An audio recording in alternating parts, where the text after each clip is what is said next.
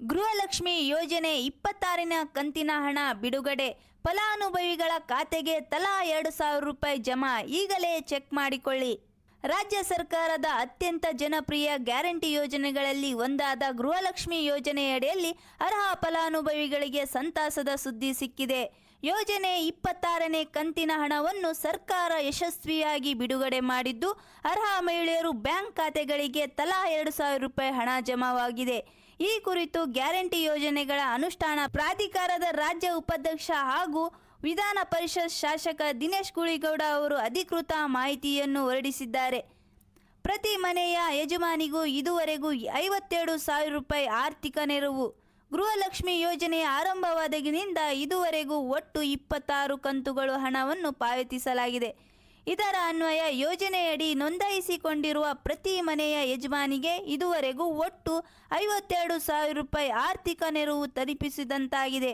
ಕೇವಲ ಹಣಕಾಸಿನ ನೆರವು ಮಾತ್ರವಲ್ಲದೆ ಮಹಿಳೆಯರು ಕುಟುಂಬದ ಆರ್ಥಿಕ ನಿರ್ಧಾರಗಳಲ್ಲಿ ಸಕ್ರಿಯವಾಗಿ ಪಾಲ್ಗೊಳ್ಳುವಂತೆ ಮಾಡುವುದು ಈ ಯೋಜನೆಯ ಮುಖ್ಯ ಉದ್ದೇಶವಾಗಿದೆ.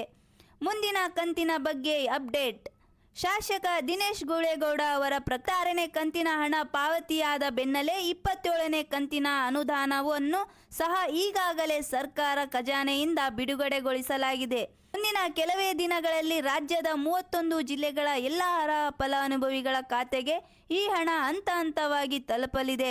ಯೋಜನೆಗಳು ನಿರಂತರ ಗೊಂದಲ ಬೇಡ.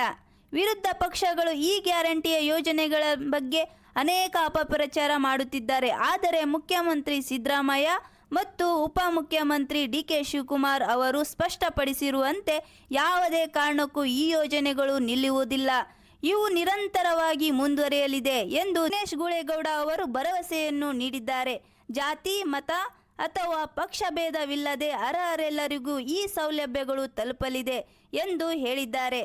ನಿಮ್ಮ ಖಾತೆಗೆ ಹಣ ಬಂದಿದೆಯಾ ಎಂದು ಪರಿಶೀಲಿಸುವುದು ಹೇಗೆ ಎಂಬುದನ್ನು ನೋಡಿದರೆ, ಫಲಾನುಭವಿಗಳು ತಮ್ಮ ಬ್ಯಾಂಕ್ ಪಾಸ್ಬುಕ್ ಅಪ್ಡೇಟ್ ಮಾಡುವ ಮೂಲಕ ಅಥವಾ ಮೊಬೈಲ್ ಬ್ಯಾಂಕಿಂಗ್ ಮೂಲಕ 2,000 ರೂಪಾಯಿ ಜಮಾವಾಗಿರುವುದನ್ನು ಖಚಿತಪಡಿಸಿಕೊಳ್ಳಬಹುದು. ಒಂದು ವೇಳೆ ಹಣ ಬರದಿದ್ದರೆ ಹತ್ತಿರದ ಗ್ರಾಮ1 ಅಥವಾ ಕರ್ನಾಟಕ 1 ಕೇಂದ್ರಗಳನ್ನು ಸಂಪರ್ಕಿಸಿ ತಾಂತ್ರಿಕ ದೋಷಗಳಿವೆ ಎಂದು ಪರಿಶೀಲಿಸಬಹುದು.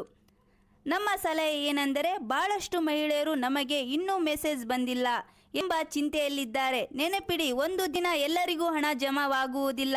ನಿಮ್ಮ ಜಿಲ್ಲೆಯ ಸರದಿಯಂತೆ ಹಣ ಬರುತ್ತದೆ. ಒಂದು ವೇಳೆ ಹಣ ಬರದಿದ್ದರೆ ಮೊದಲು ನಿಮ್ಮ ರೇಷನ್ ಕಾರ್ಡನ್ನು ಸಕ್ರಿಯವಾಗಿದೆಯೇ ಎಂಬುದನ್ನು ಚೆಕ್ ಮಾಡಿಕೊಳ್ಳಿ. ಬ್ಯಾಂಕ್ ಖಾತೆಗಳಿಗೆ KYC ಅಪ್ಡೇಟ್ ಆಗಿದೆಯೇ ಎಂಬುದನ್ನು ಪರಿಶೀಲಿಸಿ.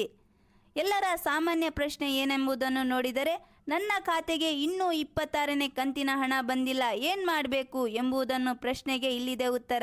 ಹಣ ಬಿಡುಗಡೆ ಪ್ರಕ್ರಿಯೆ ಹಂತ ಹಂತವಾಗಿ ನಡೆಯುತ್ತಿದೆ. 1 ವಾರದವರೆಗೆ ಕಾಯಿರಿ. ಬರದಿದ್ದರೆ ನಿಮ್ಮ ಹತ್ತಿರದ ಬೆಂಗಳೂರು 1 ಅಥವಾ ಗ್ರಾಮ 1 ಕೇಂದ್ರಕ್ಕೆ ಹೋಗಿ ನಿಮ್ಮ ಅರ್ಜಿಯ ಸ್ಥಿತಿಯನ್ನು ಪರಿಶೀಲಿಸಿ. ಎರಡನೇ ಪ್ರಶ್ನೆ ಎಲ್ಲರದು. ಮುಂದಿನ 27ನೇ ಕಂತಿನ ಹಣ ಯಾವಾಗ ಸಿಗುತ್ತದೆ ಎಂಬುದನ್ನು ಪ್ರಶ್ನೆಗೆ ಇಲ್ಲಿದೆ ಉತ್ತರ. ಸರ್ಕಾರದ ಈಗಾಗಲೇ 27ನೇ ಕಂತಿನ ಹಣವನ್ನು ಖಜಾನೆಯಿಂದ ಬಿಡುಗಡೆ ಮಾಡಿದೆ. 26ನೇ ಕಂತಿನ ಹಣ ಎಲ್ಲರಿಗೂ ತಲುಪಿದ ಬೆನ್ನಲ್ಲೇ ಈ ಹಣ ಕೂಡ ನಿಮ್ಮ ಖಾತೆಗೆ ಬರಲಿದೆ. ಮಾಹಿತಿ ಇಷ್ಟವಾದಲ್ಲಿ ನಮ್ಮ ಚಾನೆಲ್ನನ್ನು ಸಬ್ಸ್ಕ್ರೈಬ್ ಮಾಡಿ. ಇಲ್ಲಿಯ ತನಕ ನಮ್ಮ ವಿಡಿಯೋವನ್ನು ವೀಕ್ಷಣೆ ಮಾಡಿದ್ದಕ್ಕೆ ಧನ್ಯವಾದಗಳು.